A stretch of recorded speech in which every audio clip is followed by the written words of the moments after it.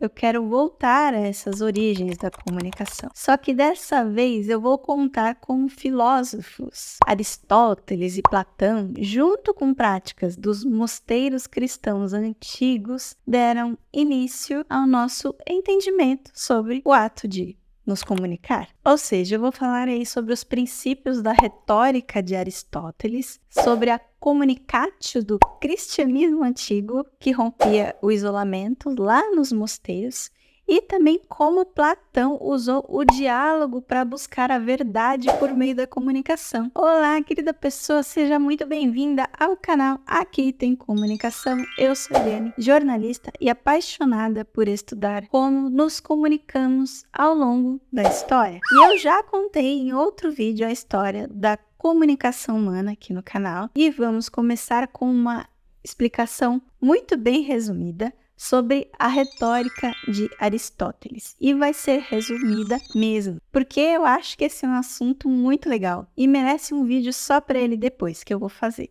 Comenta aqui se você concorda e se você quer aprender mais sobre isso. Aristóteles foi um dos filósofos mais influentes lá da Grécia Antiga. Ele viveu no século IV, entre os anos 384 e 322 a.C., e dedicou parte da vida dele para estudar como a comunicação pode ser usada para persuadir e influenciar pessoas. Só que ele não usava essa palavra exata, comunicação, porque ela ainda não existia, né? Não tinha esse conceito exato. Para ele, a comunicação foi definida como retórica, que até hoje é uma base fundamental para entender vários aspectos da comunicação. E a retórica de Aristóteles se baseia em 3 pilares principais, que é o ethos, o pathos e o logos. O ethos é a credibilidade do orador. Para você conseguir persuadir o público, precisa confiar em quem está falando, que no caso pode ser você. E essa confiança aí é construída com base no caráter e na credibilidade do orador. Já o pathos é a capacidade do orador de evocar emoções no público, ou seja, de usar histórias emocionantes ou exemplos tocantes ali que mudam a maneira como a mensagem é recebida. E o logos é o uso da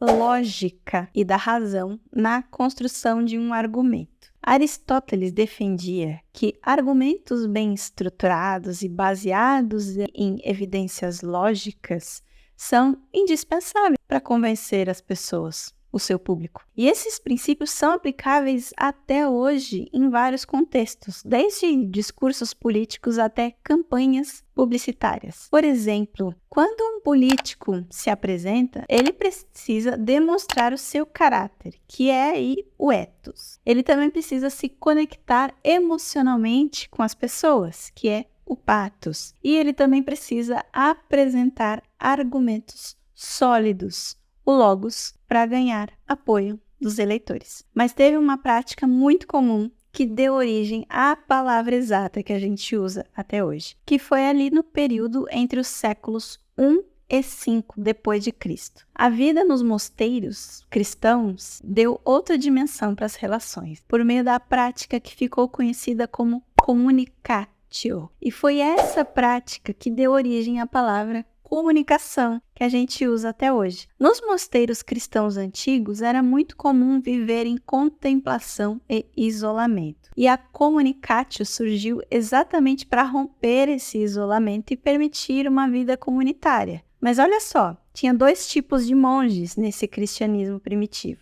Os anacoretas, por exemplo, viviam de forma completamente isolada. Eles se inspiravam no santo Antão do deserto e usavam a solidão para se aproximar de Deus. E tinha os cenobitas, que eram liderados por figuras como São Basílio de Cassarela. E tinha uma vida comunitária nos mosteiros. Ou seja, diferentemente dos anacoretas, que se isolavam totalmente, os cenobitas viviam em comunidades para alcançar a fraternidade, a disciplina e a obediência. E eram os cenobitas que praticavam a communicatio lá nos séculos 1 e 5. A communicatio, que literalmente significa tornar a refeição da noite comum, era uma prática que simbolizava muito mais do que compartilhar a refeição. Ela representava a quebra do isolamento e a construção ali de uma realização comum entre eles. Era um verdadeiro ato de união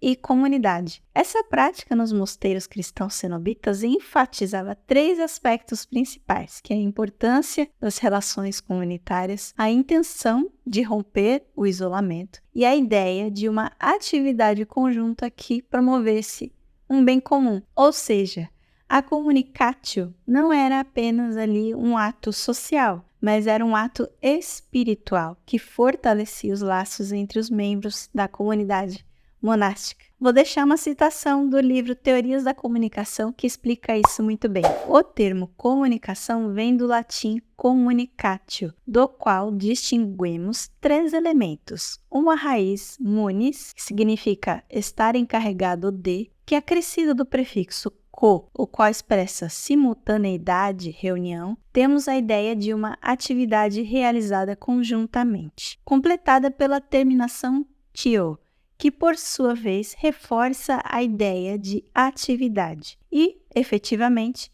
foi esse o seu primeiro significado no vocabulário religioso, aonde o termo aparece pela primeira vez. Eu tive a felicidade de conhecer um mosteiro muito antigo lá em Portugal, em Lisboa. E eu lembro muito bem da sala de jantar deles. Era enorme. Quando eu conheci essa sala, eu fiquei imaginando como eles deveriam até ficar ansiosos naquele momento, de ficarem todos juntos e conversarem, trocarem ideias e tal. Olha só que legal isso. A essência do nosso entendimento de comunicação está no poder da vida em comunidade, mas também está lá em entender como usar o que falar para influenciar as pessoas, como na retórica de Aristóteles. Só que ainda tem mais uma origem filosófica antiga da comunicação, que envolve o diálogo e a dialética de Platão. Platão é outro gigante da filosofia grega. Viveu entre 428 e 343 a.C. e acreditava que a comunicação era fundamental para alcançar a verdade e o conhecimento. Mas assim como Aristóteles, ele nunca usou a palavra comunicação, que eu acabei de explicar, surgiu lá dentro dos mosteiros. Então, Platão definiu essa prática de comunicar como diálogo e dialética, que eram métodos essenciais para investigações filosóficas ali da época. O diálogo socrático foi uma técnica empregada por Sócrates, só que ela foi registrada por Platão. E esse diálogo se baseava em perguntas e respostas.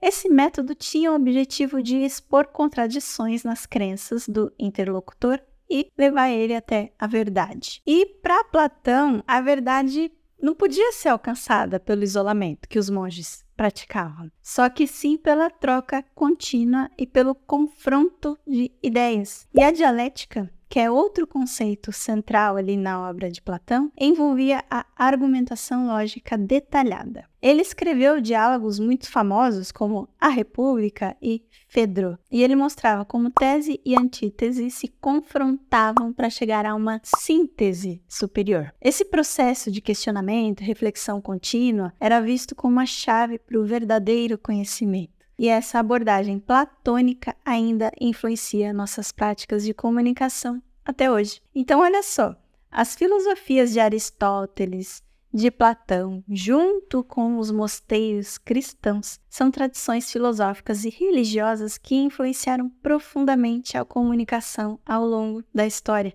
Cada uma delas trouxe uma perspectiva única sobre como a gente se relaciona, como a gente se influencia e como a gente vai atrás da verdade, do conhecimento. A retórica de Aristóteles ensina a importância de combinar ética, emoção e lógica para persuadir e influenciar. E essa combinação é essencial para construir bons argumentos em qualquer contexto de comunicação. Já a prática de communicatio nos mosteiros cristãos destacava a necessidade de romper o isolamento e construir comunidades fortes através ali de interações mais significativas. Isso reforça que a comunicação vai além das palavras e envolve a criação de laços humanos profundos. E Platão com seu foco lá no diálogo e na dialética, mostra que o conhecimento e a verdade são alcançados através da troca contínua e do confronto de ideias. Ou seja, a abordagem colaborativa é fundamental para o desenvolvimento do pensamento crítico e para resolver problemas e viver em comunidade. E combinando essas tradições todas, a gente consegue ver que a comunicação depende de uma abordagem holística que junta a persuasão ética, a construção de comunidade e o diálogo colaborativo. Por isso que a comunicação é tão incrível, porque ela não serve só para informar, mas também para construir e transformar as relações humanas. Eu espero que esse resumo aí das origens da comunicação tenha sido proveitoso para você. E eu te convido também a estudar mais sobre filosofia, porque não existe boa comunicação sem ela. Se você gostou desse conteúdo, comenta aqui embaixo, se inscreve no canal, ative as notificações para não perder os próximos vídeos. Muito obrigada por assistir até aqui. Um beijo e até o próximo vídeo.